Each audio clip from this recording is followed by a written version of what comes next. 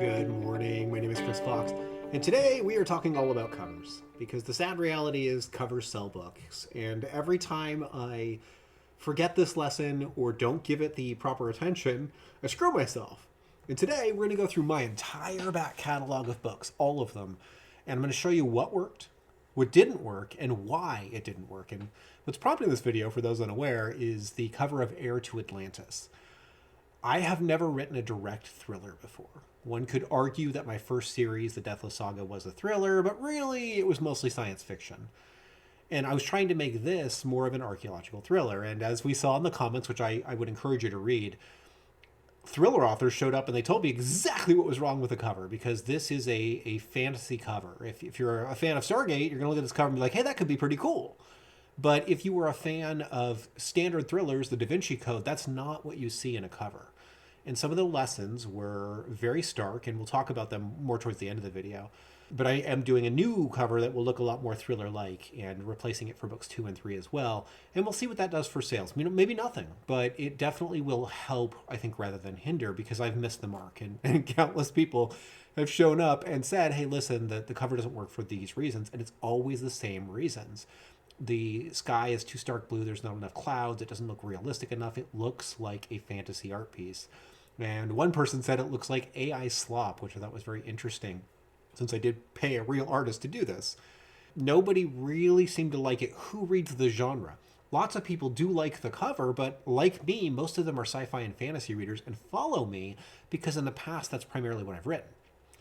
So most of my covers have worked in those genres, and we'll start with my very first launch, No Such Thing as Werewolves. This was my claim to fame. I had read a whole bunch of books on how do I market this and how do I get it to work. And this is back in 2013 that I was doing my research.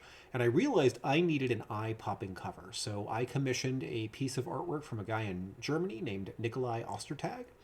He created this fine piece of artwork, which became my first cover. And it was eye-catching enough to really get people's attention. But while it did well, my first book only made it up to about 4,000 in the store. And it never really got the readership it could have gotten, because while the pyramid does what it's supposed to do and the werewolf does what it's supposed to do, it doesn't broadcast what the plot is. People expected a horror novel, not a traditional thriller, or even, and by the end, a post-apocalyptic series. So they didn't really know what to expect, and while they were surprised and many pleasantly, a lot more of them never picked it up in the first place. And after this book, I began to learn about something I call symbolic recognition, which I'm sure is also a real term, but something I coined to myself. The idea is your brain, your reticular activating system, is the part of your brain that notices things. And we've done this exercise in other videos where all you have to do is picture a color, like we could say blue. And if you look around the room, you're now going to notice everything around you that is blue. Your brain has been told right now blue is significant. I'm going to go notice blue. Well, your brain is doing that 100% of the time while you are awake. Anything you observe with your eyes is going to register to a symbol in your brain and try to have you act accordingly. And you can see this in your own life. So if you've ever been or perceived that you were betrayed by somebody screwed you over, and then you realize later you were wrong, your body and mind completely react based on the perceived emotions, not on what actually happened. So the image that I used in most presentations that I did at places like Nink and Author Nation was, you see what you think is a snake, and then a minute later you realize, oh, that's a stick. Well, your brain's going to flood you with adrenaline and prepare you for fight or flight if it thinks it's a snake. But then when you realize it's a stick, you feel kind of silly. We as readers can tap into this. If you put the right symbols on your book cover, and those symbols are visible when the book is a thumbnail, this is the most important part, so that when they show up on Amazon and they see 20 thumbnails on a page and their brain is scanning past covers, yours is the one that evokes the correct symbols, then you're going to be successful. Heir to Atlantis did not do that. No Such Thing as Werewolves did not do that well enough. So it did pretty well, and it got people to purchase the book because it's a very interesting concept. Why is there a werewolf next to a pyramid? Is this in Cairo? What's going on? And so that gave me a chance for people to read the blurb and read the tagline. And since those are also really good, I'll flash up the product page and you can pause it. Since those are really good, it sells a lot of books. It does pretty well. And the read through to book 2 is not very high. It's like 55, 60%. But the read through from book 2 to 6 is almost 100%. So the people that get to book 2 go all the way through because they think, wow, this is amazing. And it's one of my most unique series. I've got werewolves, and on book 2, there's my best friend Trevor turned into a zombie. And book 3, we've got Vampires Don't Sparkle. The title sells that one. It's very prominent on the cover. So what you're doing on that cover matters. And I knew this, but I hadn't really perfected the art. So fast forward a little bit, I'm launching my second series. I decide I want to do kind of superhero stuff, but I want to tie it into the Deathless universe. And I wrote the book Hero Born. And this was, until Heir to Atlantis, my worst cover. This, I mean, it looks like your creepy uncle peering over your fence at your kids, when I wanted a hunk. I wanted it to be like a hot dude overseeing the planet Earth. What I envisioned and what was actually produced were not the same. And like most authors that I've met, I had a sunk cost fallacy. I got this cover. At the time, I couldn't really afford the time or the money to get another cover that was better. So I told myself this is good enough and will work. It didn't. The series bombed. And thankfully, especially thanks to audio, I've now made a good profit on the 2 books that I released. There's 2 Hero Born books, and both of them have performed pretty well and made a profit. But it took them a long time to do that, a lot longer than some of my other series. And that's 100% because of the cover. And I've told myself I'm going to go back and relaunch them. And I will eventually. But to do that, I need much better covers that are genre appropriate and tell the reader what it is they're going to get. Now, the first time I got it right was when I launched this channel. And that was an act of desperation. So I quit my job, my engineering job. I kind of burned my boats, if you will, and threw myself into self-publishing wholly. I had made pretty good money in 2015. Something like, gosh, I don't even remember how much I made, but enough that it convinced me that I could quit my day job and try this. But I knew I had to up my game and make more money. And Deathless was doing well, but it also wasn't pulling in the numbers I knew it could. So I wrote to market for the first time. And in 2016, early 2016, I released Write to Market before I had actually written to market. So here comes Write to Market, and I claim I know what I'm doing. And in the book, I reference, hey, I'm going to put out this novel Destroyer. And then I launched this YouTube channel, Writing Destroyer. So I wrote it on camera in the 21-day novel writing challenge, which you can go back and watch. They're the very first videos on this channel. And when I got my cover, I knew I was screwed. I paid Tom Edwards, one of the best in the business, to do a spaceship in space. And to his credit, he did what I asked him to do. But I didn't understand when I asked him that it wasn't going to be good enough. And what I figured out is it looks like a whale if you look at the thumbnail. It's not clear this is a spaceship. That's going to be a problem.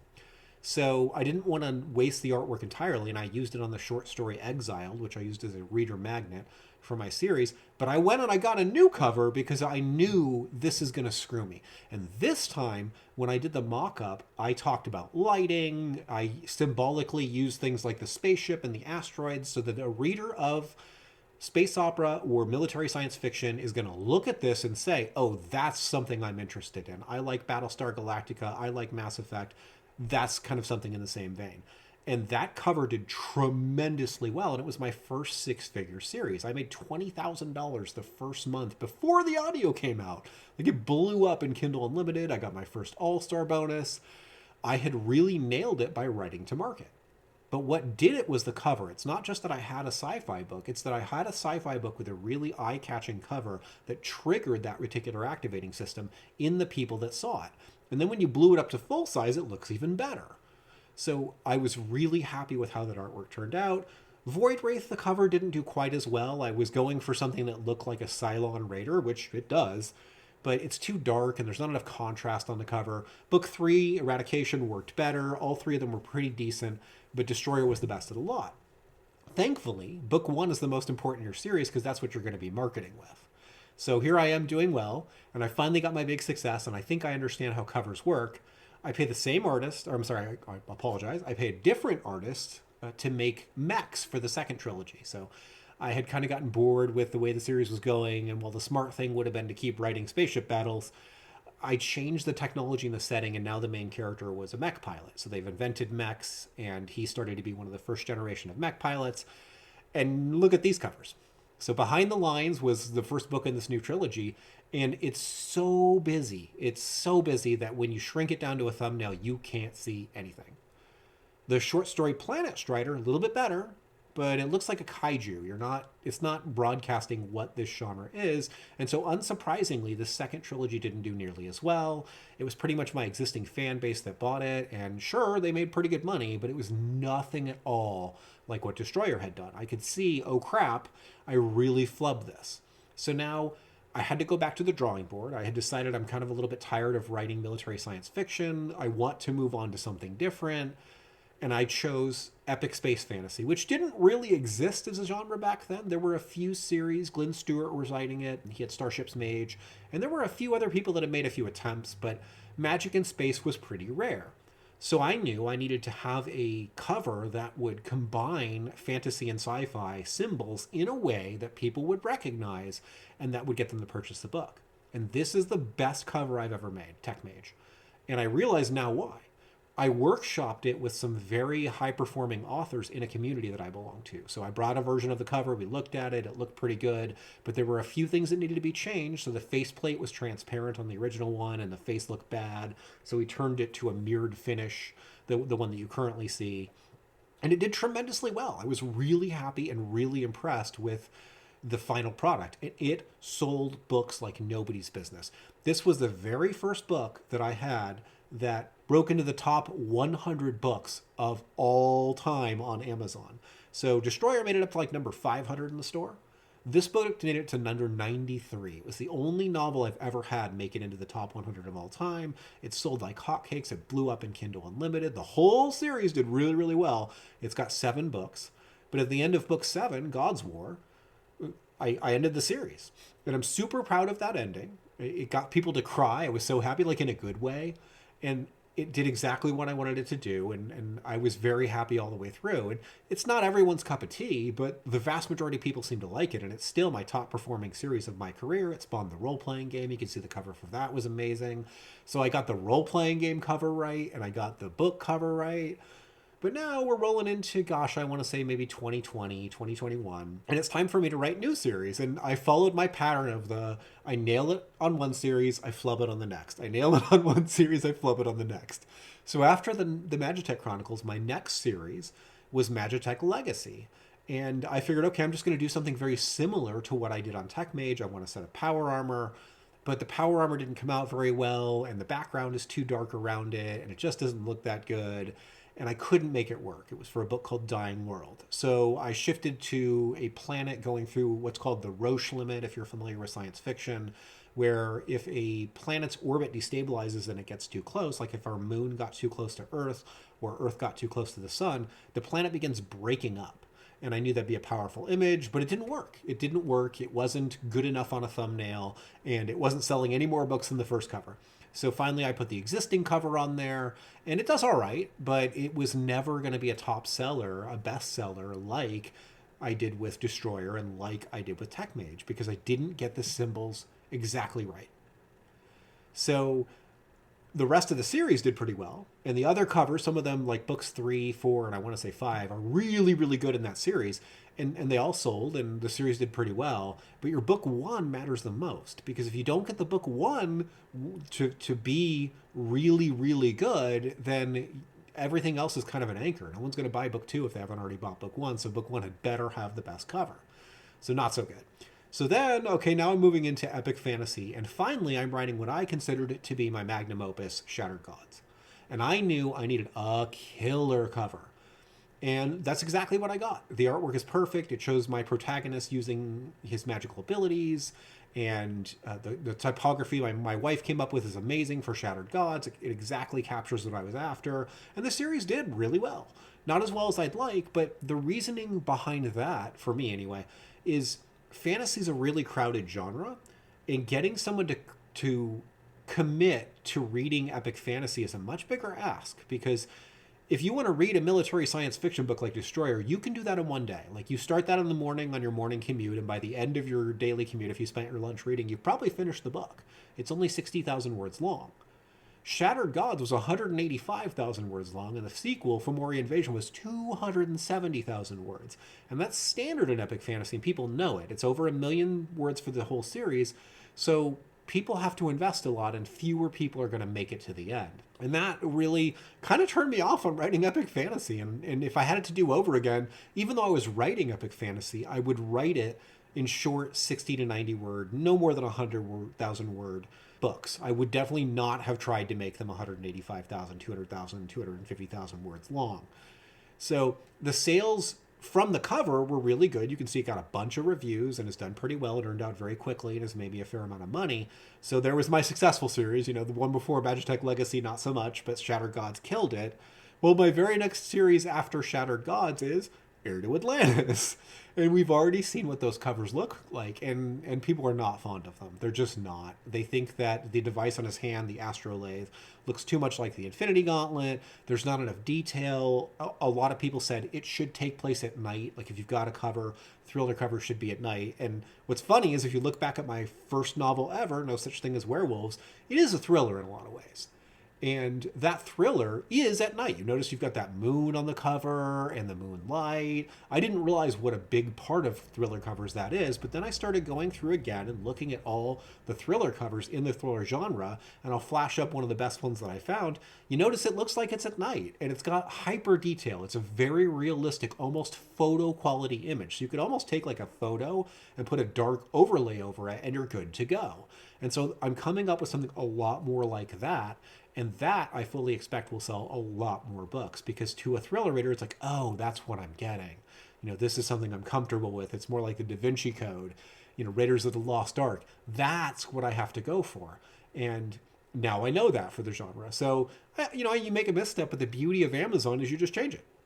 You just get up there, make your changes, and then continuing your marketing plan. And the only possible downside is you might lose your launch window for book one. You've got that 30-day promotional window where if you can really excel, your book's going to sail up in rank and you're going to get so many people to read it through Kindle Unlimited because they're going to be pushed from Amazon. That's wonderful. But if you miss that window, you can still make a great profit and you can still push the book up later, especially through sales down the road. So I'm going to go ahead and replace those covers. They will be correct and looking much more genre appropriate before the audio launches, so that when I get that audio launch, then I should have a much, much better chance of hitting the market. And thankfully, looking at the reviews, it's only got 7 reviews as of right now, but all 7 of them were very good. People gave it a 5-star review and said they loved it. And granted, they are my existing fan base, so I think they're a little bit biased towards my work, but they've read some other stuff that I had that wasn't as good, and a lot of them didn't give it 5 stars. So I got to feel like there is some honesty there. That tells me it's probably a good enough book that I can take this and run with it. So once I fix the cover, I expect sales on this will do a lot better, and I'll make a lot more money. And it is a little profitable right now. It's making enough money that I'm not going to like lose money on it. But I'd like it to make a lot more money so that I can justify writing a lot more books in the series and get it up to 6 or 9 pretty quickly. I've learned my lesson out the cover. Thank you very much to the people that helped me in the thriller genre. And that said, if you need help with covers, feel free to approach me. I've started doing a little bit of consulting, and it's something that I excel at helping as long as you are writing science fiction or fantasy. I can definitely help in that genre. Definitely help in that genre. I know pretty much every subgenre really, really well, and I'm happy to help. And I've dropped my consulting rates too. I've never liked charging a lot of money for authors because this is kind of a hand-to-mouth business. You know, it's really difficult for us to do what we do. And anybody who's trying to like really get a lot of money out of you for a course or anything, I feel like that's kind of predatory, because the vast, vast majority of people who take one of these expensive courses aren't going to get anything out of it. Some of them don't even finish the course. And really, you're just kind of taking advantage of people's hopes and dreams. And I hate that. But I can give real value if you need help with your cover. It's something I enjoy doing. I feel like I know thrillers better now, but I want a little more time before I'm going to commit to helping people in that genre. So if you write science fiction or fantasy and are having problems with your books, if they're not moving, I am exceptional at blurbs. I'm exceptional at taglines, and I'm happy to help you try to sell them. And you'll see the proof in this. I will make another follow-up video, probably in a month or 2, I would think, after some sales have come in. But we'll show what the new covers are, and what you should see is my sales skyrocket. I don't think they're going to be, you know, I'm definitely not breaking into the top 100 in the world, but I could get bestsellers in my categories. Even with the existing cover, I made it up to number 10 in one category, number 12 in another, and number 15 in the third. So it did well, just not well enough, and now I see why and what I'll need to do to fix that. Covers sell books. If you don't get the cover right and you don't get the thumbnail of the cover right, it's still possible for your book to sell. If you write the next Dungeon Crawler Carl or you write the next Harry Potter, it's gonna sell because word of mouth will sell it. But if you have anything else, it's not gonna sell, or at least not in the numbers that you want it to. So it really behooves you to get that cover right, and you can see through my career when it's worked and when it hasn't worked. And the times that have worked have really carried me, and that's why I'm a 7-figure author now, because I got it right enough times. So anyway, I'm going to get back to fixing those covers and to the writing, and I will see you guys next week.